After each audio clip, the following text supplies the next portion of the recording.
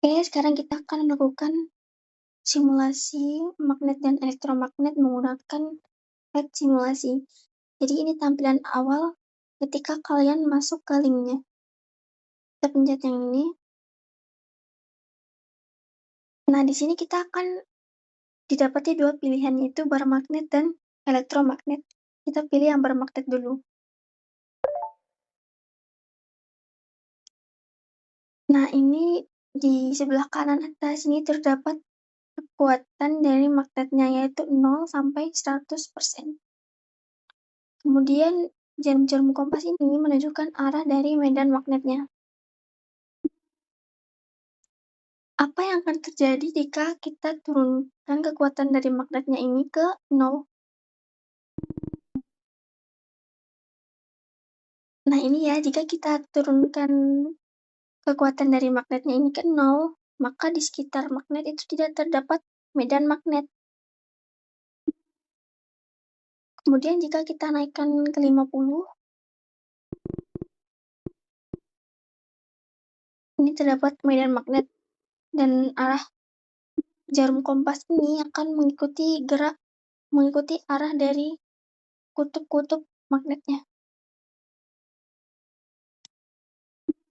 Terus apa sih yang akan terjadi jika kita naikkan ke 100? Kita coba naikkan ke 100. Nah ini tetap terdapat medan magnet di sekitar magnet. Namun, pada kekuatan 100 ini, medan magnet di sekitar magnet ini akan semakin kuat. Dimana kita bisa tahu bahwa itu akan semakin kuat? Nah ini jarum-jarum kompas di sekitar medan magnet ini akan semakin terang tampilannya jika kita naikkan ke 100. Berbeda pada saat 50. Nah, ini saat 50, kemudian ini saat 100. Jadi kesimpulannya itu, semakin besar kekuatan magnet, maka akan semakin besar pula medan magnet yang ada di sekitar magnet. Selanjutnya, kita akan beralih ke elektromagnet.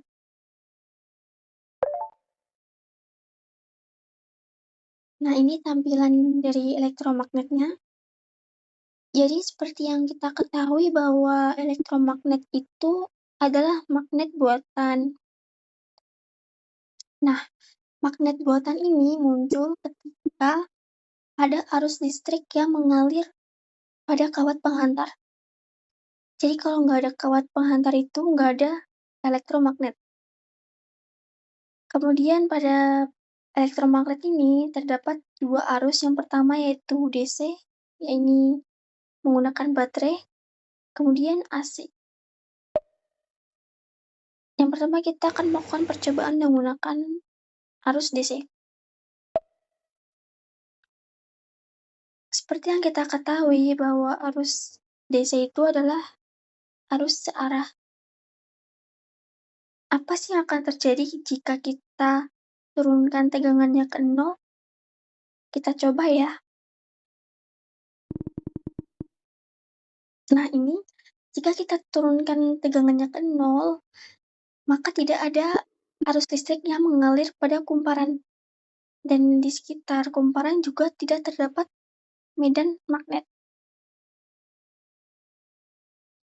Terus apa jadinya sih jika kita turunkan ke min 10 volt? Nah ini, jika kita turunkan ke min 10 volt, maka arus listrik yang mengalir pada kumparan ini akan berlawanan arah dengan arus listrik yang bermuatan positif. Ini yang bermuatan positif. Nah, ini yang bermuatan negatif. Selain arus listrik yang berlawanan arah pada kumparan, itu arah medan magnet ini juga akan berlawanan arah, yang ditunjukkan oleh arah dari jarum-jarum kompas ini. Ini ketika tegangan di min 10. dan ini ketika di 10 volt. Selain besar kecilnya tegangan, jumlah loops itu juga mempengaruhi kuat lemahnya medan magnet. Ini ketika loops kita turunkan ke 1, maka kekuatan dari medan magnet ini juga akan berkurang. Ditujukan dengan terang gelapnya dari jarum-jarum kompas di sekitar kumparan ini. Ini ketika kita menggunakan 1 loops, ini 2 loops, ini 3 loops, dan ini 4 loops. Sekarang kita akan menggunakan arus AC. Nah, ini arus AC. Seperti yang kita ketahui bahwa arus AC itu adalah arus bolak-balik ya. Nah, ini arus yang bergerak pada kumparan itu adalah arus bolak-balik. Ini kita bisa mengatur tegangan dari arusnya. Coba kita naikkan ke 100. Nah, ini kita naikkan ke 100.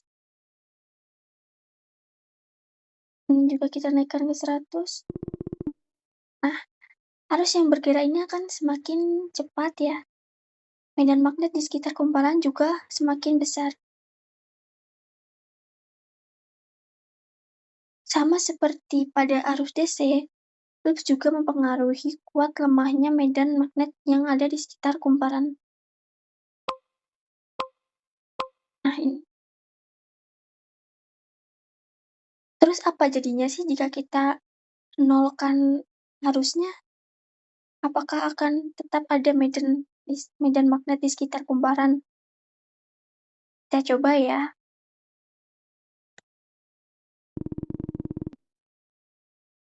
Ini kita nolkan.